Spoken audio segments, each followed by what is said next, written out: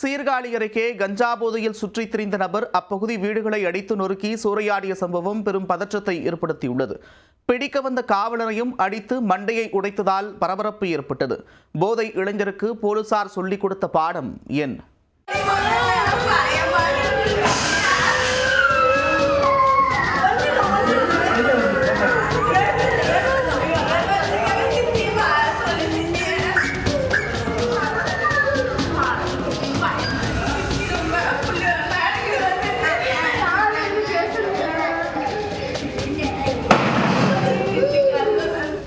கஞ்சா போதை வெறியில் ஒரு ஏரியாவில் உள்ள வீடுகளை இளைஞர் ஒருவர் சூறையாடும் காட்சிகள் தான் இவை.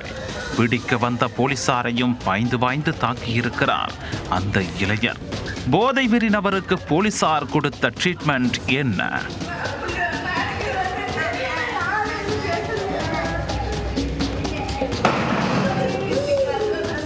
மயிலாடுதுறை மாவட்ட மணிகிராமம் பகுதியைச் சேர்ந்த சிவராஜ் என்ற இளைஞர்தான் இந்த போதை ஆசாமி.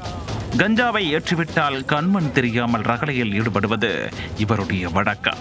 போதை வெறியில் நாங்கூர் பகுதியில் சுற்றித் திரிந்த இவர் சாலையில் நடந்து சென்ற பெண்ணை பார்த்ததும் போதை கிறுக்கு தலைக்கு ஏறியிருக்கிறது. அவரை வழிமறித்து செல்போனை பறித்து கொண்டு மிரட்டல் விடுத்திருக்கிறார்.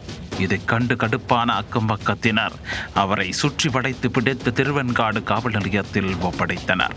ஆனால் போலீசாரோ அவர் மீது எவ்வித வழக்கும் பதியாமல் கண்டித்து வெளியே அனுப்பியதாக கூறப்படுகிறது. இந்த இடைப்பட்ட நேரத்தில் சிறிது போதை இறங்கிய இளைஞர் இரவு திருவெண்காடு அண்ணாநகர் பகுதிக்கு சென்றிருக்கிறார். அப்பகுதியில் உள்ளவர்களிடம் கஞ்சா எங்கே கிடைக்கும் என கேட்டு தகராறிலும் ஈடுபட்டிருக்கிறார். கஞ்சாவுக்கு நாங்கள் எங்கப்பா போவோம் என அப்பகுதியினர் கூறவும் ஆத்திரமடைந்தவர் அடுத்தடுத்து 3 வீடுகளின் மீது கொடூரமாக தாக்குதல் நடத்தியிருக்கிறார். கையில் கிடைத்த பொருட்களை எல்லாம் எடுத்து கதவு ஜன்னல் கண்ணாடிகளை அடித்து நொறுக்கியவர் அங்கிருந்த சேர்களை சல்லியாக நொறுக்கிவிட்டார். வீட்டு முற்றத்தில் இருந்த மின்விசிறி, டியூப்லைட் என ஒன்றை கூட அவர் விட்டு வைக்கவில்லை. பயந்து போன அப்பகுதி மக்கள் உடனே திருவெண்காடு போலீசாருக்கு தகவல் கொடுத்திருக்கின்றனர்.